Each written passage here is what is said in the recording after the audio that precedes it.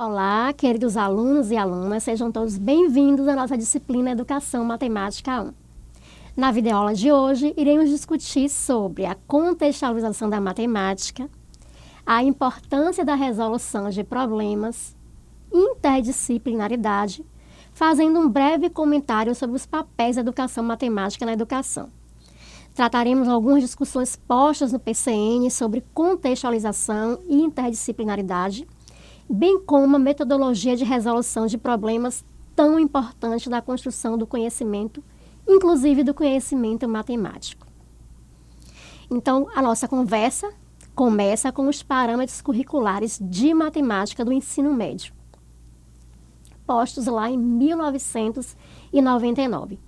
Os parâmetros enfatizam que a contextualização e a interdisciplinaridade devem ser preocupação dos professores, no sentido de quê? De desenvolver nos alunos atitudes e habilidades descritas no documento, como, por exemplo, estabelecer conexões entre os diferentes temas matemáticos e entre esses temas e o conhecimento de outras áreas do currículo. Utilizar com confiança procedimentos de resolução de problema para desenvolver a compreensão dos conceitos matemáticos. Aplicar seus conhecimentos matemáticos a situações diversas, utilizando-as na interpretação da ciência, na atividade tecnológica e nas atividades cotidianas, dentre várias outras. A contextualização está totalmente ligada ao fato de motivarmos os alunos, por dar sentido àquilo que ele aprende, fazendo com que ele relacione o que está sendo ensinado com sua experiência no dia a dia. Por meio da contextualização, o aluno faz uma ponte entre a teoria e a prática. E está previsto na LDB e nos parâmetros curriculares nacionais. A situação em que a sociedade se encontra exige maior participação dos alunos no que se refere ao ensino-aprendizagem. Diante de problemas enfrentados pela escola, pelas disciplinas, os parâmetros curriculares nacionais, como forma de propiciar reflexão e discussão sobre o ensino atual, propõe que o professor se utilize da contextualização e da interdisciplinaridade como alternativas para melhorar o ensino e a aprendizagem da matemática, diante de uma situação precária no que se refere aos resultados dos alunos, que muitas vezes são muito baixos. Um exemplo disso seria trabalhar com a modelagem matemática e a dengue, que é um tema preocupante em nossa sociedade. Vejamos o que diz aí Libânio, sobre isso. Ao selecionar os conteúdos da série em que irá trabalhar, o professor precisa analisar os textos, verificar como são abordados os assuntos para enriquecê-los com sua própria contribuição e a dos alunos, comparando o que se afirma com fatos, problemas, realidade da vivência real dos alunos. Libânio, 1990, página 52.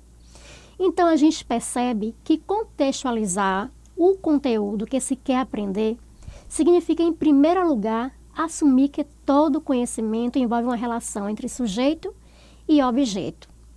O tratamento contextualizado do conhecimento é o recurso que a escola tem para retirar o aluno da condição de espectador passivo e torná-lo ativo. Está posto no PCN. Percebemos que a contextualização curricular é fundamental para motivar nossos alunos.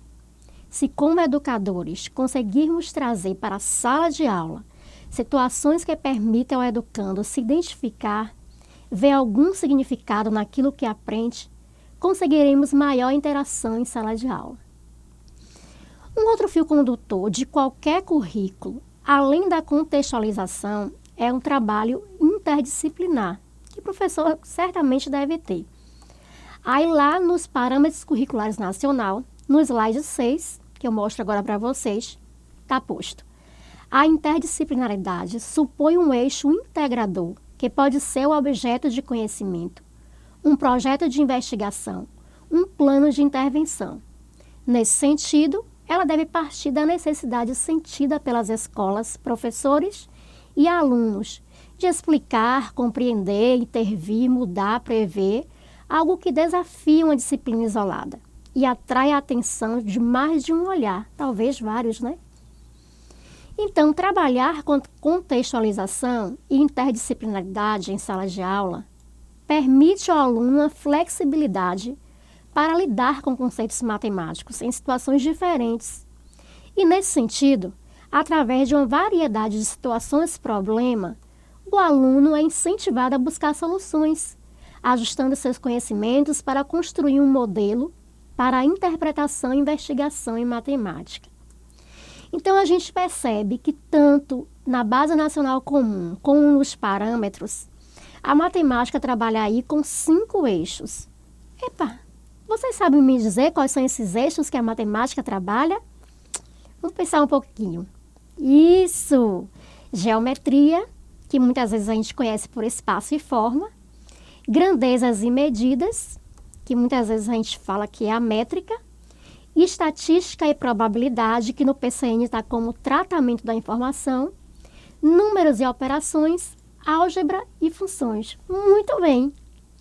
A resolução de problemas pode ser tratada como metodologia de ensino em qualquer um desses 5 eixos. Ainda em relação à resolução de problemas, a autora do livro Educação Matemática 1, que a gente está trabalhando, Valverde, nos diz que uma das questões que desmotivam os alunos é o modo rígido como o problema é apresentado, sempre tendo todas as informações necessárias para resolvê-lo, considerando que todo problema tem uma solução e que esta é única.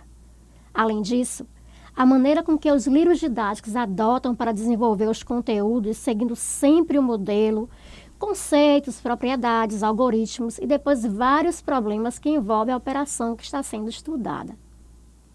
Vocês conhecem um livro chamado O Homem que Calculava? Alguém já ouviu falar nesse livro? O vídeo que vocês irão assistir agora apresenta a animação de um problema do famoso livro de Malba Tahan, intitulado O Homem que Calculava. Poucas horas havia que viajava sem interrupção quando me ocorreu uma aventura digna de registro. Encontrei perto do oásis 3 homens que discutiam ao pé de um lote de camelos. Por entre pragas e impropérios gritavam possessos, furiosos. Não pode ser, isto é um roubo, não aceito. Eu então procurei informar-me do que se tratava. Somos irmãos, esclareceu o mais velho, e recebemos como herança esses 35 camelos. Segundo a vontade expressa de meu pai, devo receber a metade. O meu irmão, Ahmed e Namir, 1/3 parte, e Al-Arim, o mais moço, deve tocar apenas a 9ª parte. Não sabemos, porém, como dividir dessa forma 35 camelos, e a cada partilha proposta segue-se a recusa dos outros 2, pois a metade de 35 é 17,5. Como fazer a partilha, se a 1/3 parte e a 9ª parte de 35 também não são exatas? É muito simples, eu disse.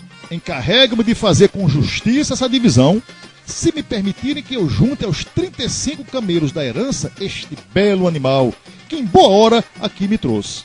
Vou, meus amigos, fazer a divisão justa e exata dos camelos, que são agora, como veem, em número de 36. Dirigi-me ao mais velho dos irmãos e assim falei.